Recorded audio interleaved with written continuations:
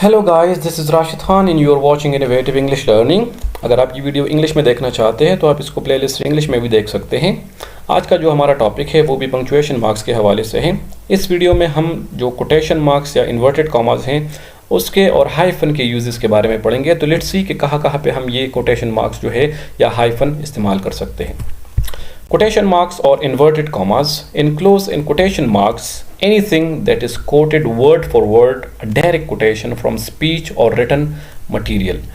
Remember कि जब भी हम किसी स्पीच या रिटन मटेरियल से कोई कोटेशन जो है वर्ड बाय वर्ड बिल्कुल लफ्ज़ ब लफ्ज़ जो है वो कॉपी करते हैं तो उस कोटेशन को हम इन्वर्टेड कॉमास या कोटेशन मार्क्स में इनक्लोज करते हैं, बंद करते हैं। और इसका मकसद क्या है? इसका मकसद ये है कि पता चले रीडर्स को कि ये वर्ड्स राइटर के अपनी नहीं हैं, उन्होंने किसी और से कॉपी की है। ठीक है, तो जब हम किसी और के वर्ड्स कॉपी करते हैं तो उसको शो करने के लिए, दिखाने के लिए रीडर्स को कि ये मेरे अपने वर्ड्स नहीं है, इसलिए हम उनको इन्वर्टेड कॉमास में बंद कर देते हैं। For example, she said clearly I want the progress report by 3 o'clock।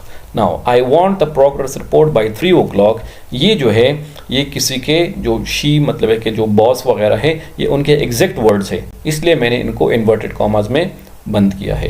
Quaid-e-Azam said work work and only work. Now these are the exact words of Quaid-e-Azam. ये कायद-ए-आज़म के बिल्कुल एग्जैक्ट वर्ड्स है, इसमें मैंने अपने तरफ से कोई इजाफा नहीं किया है सपोज, तो इसलिए मैं इनको इन्वर्टेड कॉमास में बंद कर देता हूँ। Use single quotation marks to enclose a quotation that appears within a quotation. अभी अक्सर ऐसा होता है कि हम किसी से कोई बात कोट करते हैं, अभी उस कोट के अंदर उन्होंने किसी और से कोई बात कोट की होती है, कॉपी की होती है, तो अगर कोटेशन के अंदर कोई और कोटेशन है तो उसको जाहिर करने के लिए हम सिंगल कोटेशन मार्क्स जो है वो इस्तेमाल करते हैं। For example, John said Jane told me that she was going to stay with the project if it takes all year. अभी जो मेजर कोटेशन है वो यहाँ से शुरू होता है जैन से और ईयर तक ख़त्म होता है, तो इसलिए यहाँ पे हमने डबल कोटेशन मार्क्स जो है वो इस्तेमाल किए हैं। लेकिन इस मेजर कोटेशन के अंदर जो जैन है उनके कुछ वर्ड्स जो है उन्होंने कॉपी किए हैं। Stay with the project if it takes all year, ये उनके एग्जैक्ट वर्ड्स हैं जैन के जो जॉन ने कॉपी किए हैं, इसलिए इन वर्ड्स को भी शो करने के लिए हमने सिंगल कोटेशन मार्क्स जो है वो इस्तेमाल किए हैं। ठीक है, वर्ड्स एंड फ्रेजेस। अक्सर कुछ वर्ड्स या फ्रेजेस जो होते हैं उनको भी हम कोटेशन मार्क्स में इनक्लोज कर सकते हैं, तो वो कौन सी सिचुएशन है?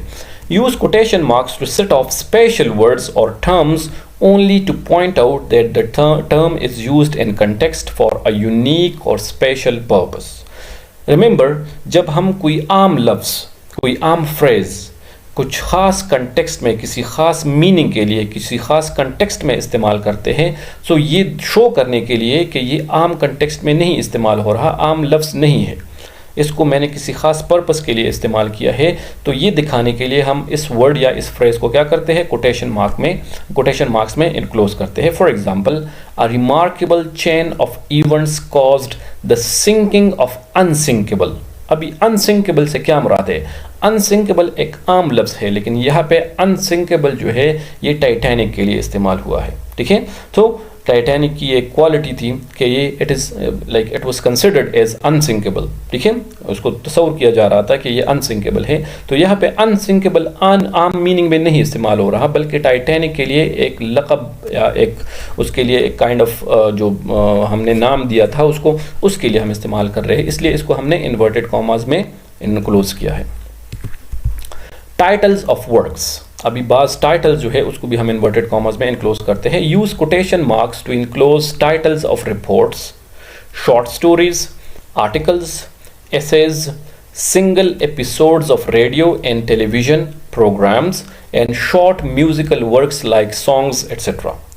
However, do not use quotation marks for titles of books and periodicals which should appear in italic.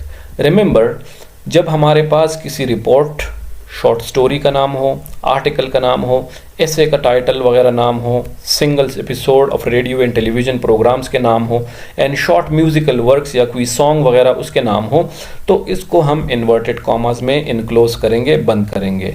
ताहम बुक्स और पीरियोडिकल के जो टाइटल्स है उसको हम इटैलिक में लिखते हैं, रादर देन इसको हम इन्वर्टेड कॉमास में नहीं बंद करेंगे बल्कि इसको इटैलिक में लिखेंगे। ठीक है, फॉर एग्जाम्पल हिज रिपोर्ट, अभी रिपोर्ट का नाम क्या है, टाइटल क्या है, effects of government regulation on motorcycle safety, तो इसको हमने क्या किया है, इन्वर्टेड कॉमास में इनक्लोज किया है।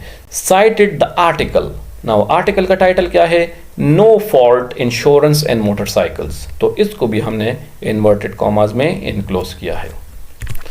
हाइफन, नेक्स्ट हमारे पास हाइफन है। अभी हाइफन कहाँ पे इस्तेमाल कर सकते हैं, the hyphen is used primarily for linking and separating words and parts of words.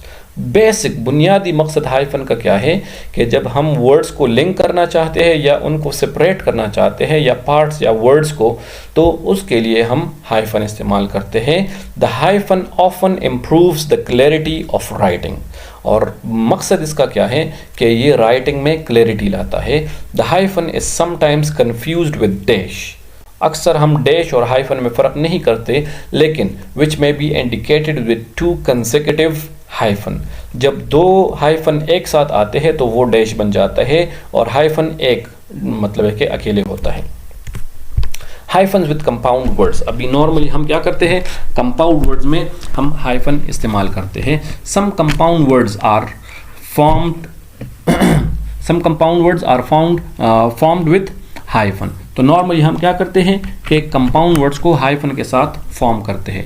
To join two words together to make a new word, और कंपाउंड वर्ड होता क्या है कि जब हम टू सेपरेट वर्ड्स जो है उनको ज्वाइन करते हैं ताकि एक नया लफ्ज़ बन जाए, तो उसको हम कंपाउंड वर्ड कहते हैं। फॉर एग्जांपल एबल बॉडीड, अभी एबल अलग लफ्ज़ हैं, बॉडीड अलग लफ्ज़ है, इनको हाइफन के ज़रिए हमने एक लफ्ज़ बना दिया। बैक अप, सो ये दो अलग अलग वर्ड्स हैं, इनको हमने हाइफन के ज़रिए एक वर्ड बना दिया। Over the counter, again counter, the and over, they are different words and we join them with the help of hyphen, तो ये एक लफ्ज़ बन जाता है। Hyphens are also used with multi-word numbers, जब हमारे पास नंबर्स जो होते हैं और उसके लिए हम मल्टी वर्ड्स इस्तेमाल करते हैं, ज़्यादा वर्ड्स इस्तेमाल करते हैं, तो उन मल्टी वर्ड नंबर्स को भी हम क्या करते हैं, हाइफनेट करते हैं। फॉर एग्जाम्पल फ्रॉम 21 थ्रू 99, सो 99 यहाँ पे भी हम हाइफन इस्तेमाल कर सकते हैं। Fractions when they are written out, जब हम फ्रैक्शन को हिंसों के बजाय क्या करते हैं, लिखते हैं, वर्ड्स में लिखते हैं, तो उसको भी हम हाइफनेट करते हैं। 3 क्वार्टर्स, तो यहाँ पे हाइफन इस्तेमाल हो रहा है। Hyphens with modifiers, 2 and 3 word modifiers that express a single thought are hyphenated when they precede a noun, जब 2 या 3 वर्ड्स का एक मॉडिफायर, एक एडजेक्टिव जो है वो बन जाता है और वो एक सिंगल थॉट, एक आम मतलब है कि एक सिंगल बात, एक सिंगल क्वालिटी जो है वो बताता है, वो एक्सप्रेस करता है नाउन से पहले, तो उसको भी हम हाइफनेट करते हैं। For example it was a well written report, well written, अभी ये एक मॉडिफायर है और ये 2 अलग वर्ड्स हैं, लेकिन इनको हमने हाइफनेट करके एक मॉडिफायर बना दिया और दोनों का एक ही मतलब सिंगल आइडिया निकल रहा है, वेल रिटन, अच्छा लिखा हुआ report. It was a well thought plan, well thought, so again 2 अलग अलग वर्ड्स हैं, इनको हमने हाइफनेट करके एक मॉडिफायर बना दिया प्लान के लिए। ठीक है, hyphens with prefixes and suffixes, आमतौर पे हम प्रीफिक्सेस और सफिक्सेस के साथ जो है हाइफन इस्तेमाल करते हैं। A hyphen is used with a prefix when the root word is a proper noun, जब प्रीफिक्स हम लगाते हैं एक ऐसे लफ्ज़ के साथ जो खुद प्रॉपर नाउन हो, तो हाइफन जो है उसको हम प्रीफिक्स के बाद इस्तेमाल करेंगे ताकि प्रीफिक्स और जो प्रॉपर नाउन है उनको एक दूसरे से अलग किया जाए। For example pre Columbian, anti American, post Newtonian, so Columbian, American and Newtonian, these are proper nouns, और post, anti and pre ये हमारे पास prefixes है, तो इसलिए इनके बीच में हमने हाइफन लगा लिया है। A hyphen may be used when the prefix ends and the root word begins with the same vowel, अक्सर ऐसे होता है कि जो प्रीफिक्स के एंड में लेटर आता है उसी लेटर से रूट वर्ड शुरू होता है, तो अभी 2 हमारे पास ऐसे वर्ड जो लेटर्स होते हैं उनकी रेपिटिशन आती है, सो इस रेपिटिशन को ख़त्म करने के लिए इन दोनों लेटर्स के बीच में हम क्या करते हैं, हम हाइफन इस्तेमाल करते हैं। फॉर एग्जांपल री ये हमारे पास प्रीफिक्सेस, और एंटर रूट वर्ड है। तो एंटर में भी ई आ रहा है और री में भी ई आ रहा है, इसलिए दोनों को अलग करने के लिए हम यहाँ पे हाइफन इस्तेमाल करते हैं। Anti inflammatory, again inflammatory root word है और एंटी प्रीफिक्स है, तो प्रीफिक्स जो है वो भी ई आई से ख़त्म हो रहा है और इन्फ्लेमेटरी जो है उसके शुरू में भी आई है, इसलिए यहाँ पे दोनों को अलग करने के लिए ये जो दो आई आ रहे हैं, दोनों को अलग करने के लिए हम हाइफन इस्तेमाल करते हैं। Hyphen is used when x means farmer, जब हम ये एक्स जो है फॉर्मर साबिका उसके मीनिंग में इस्तेमाल करते हैं तो उसके साथ भी हम हाइफन इस्तेमाल करते हैं। For example ex president, it means former president. X spouse, ठीक है, तो यहाँ पे आप देख सकते हैं हाइफन इस्तेमाल हुआ है। A hyphen may be used to emphasise a prefix, किसी प्रीफिक्स को एम्फसाइज करने के लिए, उस पर ताकीद करने के लिए, स्ट्रेस देने के लिए भी हम हाइफन इस्तेमाल करते हैं। ही इज़ एंटी चेंज, देखिए, तो एंटी पे हम यहाँ पे एम्फसाइज कर रहे हैं, इसलिए यहाँ पे हाइफन इस्तेमाल हुआ है। The suffix elect is hyphenated, जब ये वाला सफिक्स इलेक्ट किसी लफ्ज़ के साथ आता है तो उसके साथ भी हम हाइफन इस्तेमाल करते हैं, लाइक प्रेसिडेंट इलेक्ट, ठीक है, तो यहाँ पे बीच में हम हाइफन इस्तेमाल करते हैं। हाइफन्स इन क्लैरिटी, अभी हाइफन जो है क्लैरिटी किस तरह लाता है। द प्रेजेंस और absence of a hyphen can alter the meaning of a sentence, बिल्कुल ये चेंज कर सकते हैं मीनिंग को। लाइक यहाँ पे आप देखिए ये एक एम्बिगुअस सेंटेंस है जिसमें क्लैरिटी नहीं है। We need a biological waste management system, अभी इसके दो मीनिंग निकल रहे हैं। एक तो ये है we need a system to manage biological waste, कि एक तो ये मतलब निकल सकता है कि ऐसा सिस्टम हमें चाहिए जो किस चीज़ को मैनेज करे, बायोलॉजिकल वेस्ट को, और इसका ये मतलब भी निकल सकता है कि we need a biological system to manage waste, कि बायोलॉजिकल सिस्टम चाहिए जो वेस्ट को मैनेज करे। तो यहाँ पे क्लियर किस तरह हो सकता है, we need a biological waste management system, तो यहाँ बायोलॉजिकल वेस्ट एक लफ्ज़ बन गया। तो इस बायोलॉजिकल वेस्ट के लिए, इस बायोलॉजिकल वेस्ट को मैनेज करने के लिए वी नीड अ सिस्टम, तो इसका ये मतलब निकल गया, क्लियर हो गया। और we need a biological waste management system, एक बायोलॉजिकल सिस्टम चाहिए जो वेस्ट को मैनेज करे, ठीक है, तो इसका अलग मतलब निकल रहा है। तो ये हमें किस तरह क्लियर होगा, हाइफन के जरिए। अगर हमने ये वाला मतलब निकालना है, ये वाला मतलब लेना है, तो हाइफन यहाँ पे इस्तेमाल होगा, और अगर ये वाला मतलब लेना है कि बायोलॉजिकल वेस्ट के लिए हमें मैनेजमेंट सिस्टम चाहिए, तो फिर बायोलॉजिकल वेस्ट को हाइफन ऐड करना होगा। अच्छा, hyphens are used between letters showing how a word is spelled, जब हम किसी लफ्ज़ के स्पेलिंग के बारे में बताते हैं कि फ़ला लफ्ज़ जो है इस तरह स्पेल किया जाता है, उसकी स्पेलिंग इस तरह है, तो स्पेलिंग बताने के लिए भी हम हाइफन लगाते हैं। In his email he misspelled believed as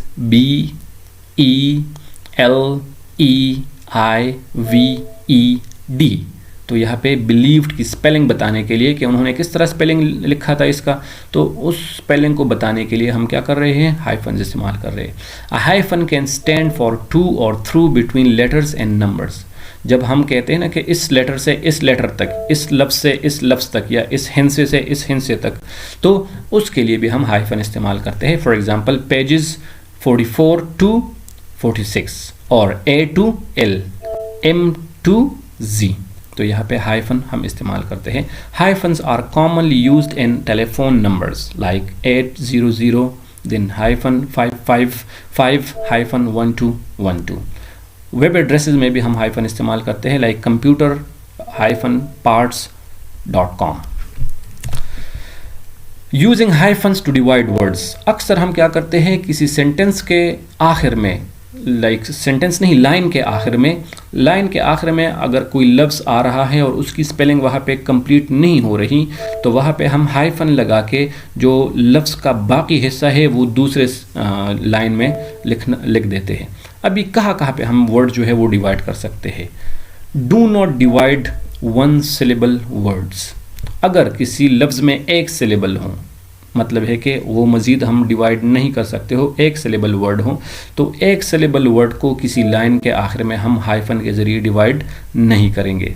divide words at syllable breaks which you can determine with dictionary, अभी जहाँ पे हमारे पास एक से ज़्यादा सिलेबल वाले वर्ड्स हैं और वो लाइन के आखिर में आ रहे हों, तो उसको हम कहाँ पे ब्रेक करेंगे, कहाँ पे डिवाइड करेंगे? जहाँ पे सिलेबल ख़त्म होता हो और दूसरा सिलेबल शुरू होता हो। जैसे ब्यूटीफुल 3 सिलेबल्स हैं, तो अगर हमने इसको सेंटेंस के आखिर में डिवाइड करना है तो कहाँ कहाँ पे हम डिवाइड कर सकते हैं? ब्यू, तो यह उसके बाद हम हाइफन लगा के इसको डिवाइड कर सकते हैं। ब्यूटी, फिर फुल से पहले हाइफन लगा के इसको डिवाइड कर सकते हैं। Do not divide a word if only 1 letter would remain at the end of a line or if fewer then 3 letters should start a new line. अभी कोई वर्ड है जो लाइन के आखिर में आ रहा है और उस वहाँ पे एक लेटर सिर्फ रहता है जो कि वहाँ पे जगह नहीं है और उसको हमने डिवाइड करना है, तो ऐसे हालत में हम हाइफन इस्तेमाल करके उसको डिवाइड नहीं करेंगे जब सिर्फ एक लेटर रहता हो, या अगर 3 लेटर से कम रहते हों नए लाइन में लिखने के लिए, तो फिर भी हम क्या करेंगे? हम डिवाइड नहीं करेंगे। Do not divide a word at the end of a page, carry it over to the next page.